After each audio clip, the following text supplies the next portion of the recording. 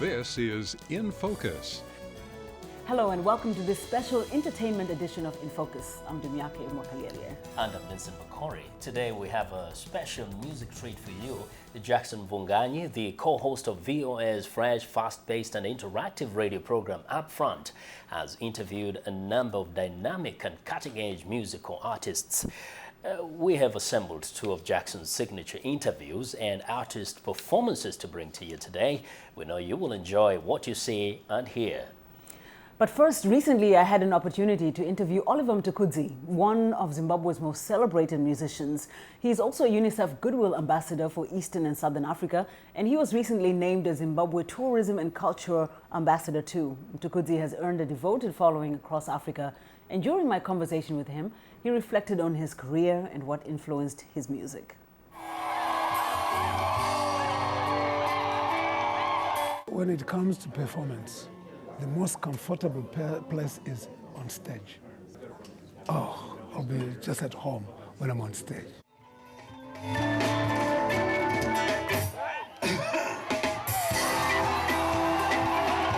And when you see him on stage, interacting with the audience in perfect unison with his band and that bright smile, you can see it's true. Referred to by many as simply Tuku, Mtukudzi has been wooing crowds like this for nearly 40 years, and he says the crowds and his success still amaze him. Yes, I am surprised. Known internationally, he frequently performs throughout Africa and abroad. His biggest fan base, though, remains in Zimbabwe. This one is for you. That was evident at this recent concert in Victoria Falls, sponsored by the Zimbabwe Tourism Authority, during the Africa Travel Association's annual congress, where fans sang along to his music, sung mostly in his native language, Shona. The best thing to be identified is my language, my mother language. That's why it makes us unique. There's the Salificators, Ishmael Lowe's, Baba Mal, and the Bonnie Raids. It's because of their mother languages.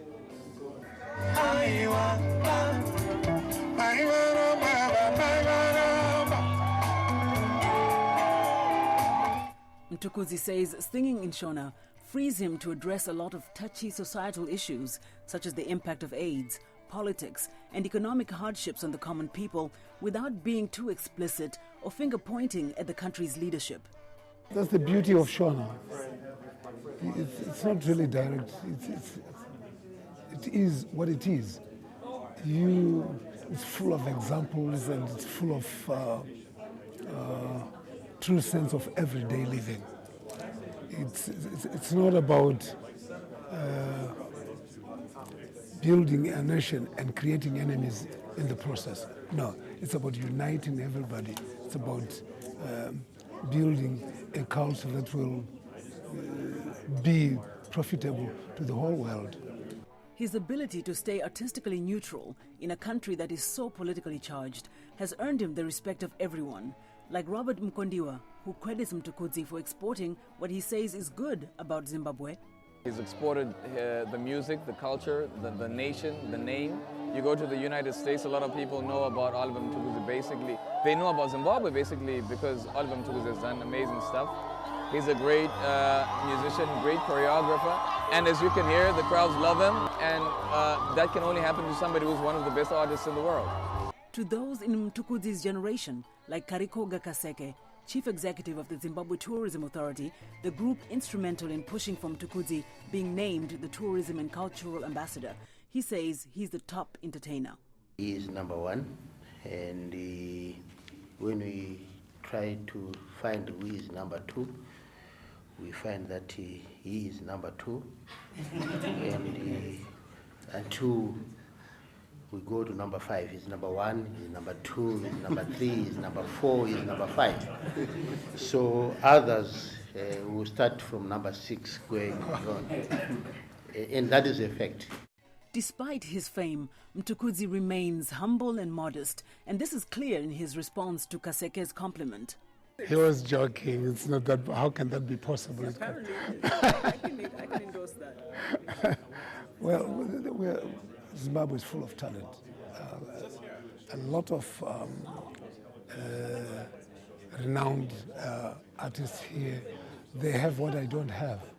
And a lot of youngsters who are coming up now, they have what I don't have, which means the future of Zimbabwean art is just so bright.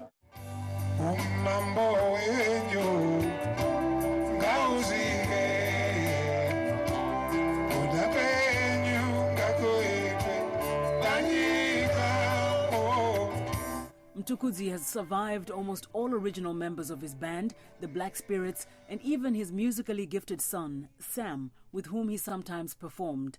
Yet, despite the losses, the self-taught musician, who is seldom without his guitar and plays by ear, says he remains inspired to write songs that are relevant and meaningful.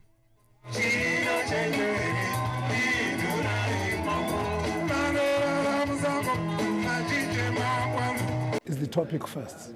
What am I going to talk about in this song?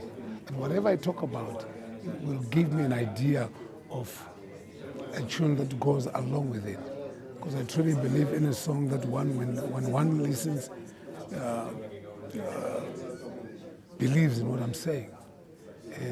So it should sound that I mean what I'm saying. That's very important. Then the tune and everything is just flavor to the lyrics. So that's the process I do. Though confident that Zimbabwe's music future is bright, Mtukudzi cautions young artists to always remember their roots.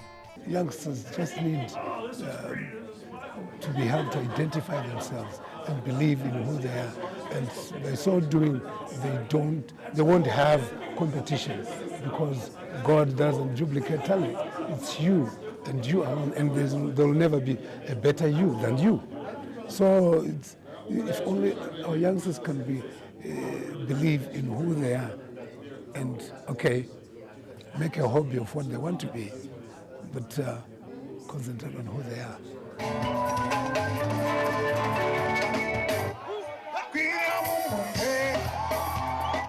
With millions of Zimbabweans now also living outside the country, Mtukudzi, putting on his cultural and tourism ambassador hat, says whatever their reasons for leaving, they too have a duty to uphold the country's culture and integrity. My message to them is they should believe in who they are. They should be proud of who and where they come from. It's, People are losing they're not losing it, but they forget. They're very forgettive. That where they come from is the base of who they are, wherever they are. Among the thousands who attend Mtukudzi's performances, his number one fan is his wife, Daisy. Obviously, I'm looking forward to Oliver, since he's a good musician, my husband. So I'm really looking forward to see his performance.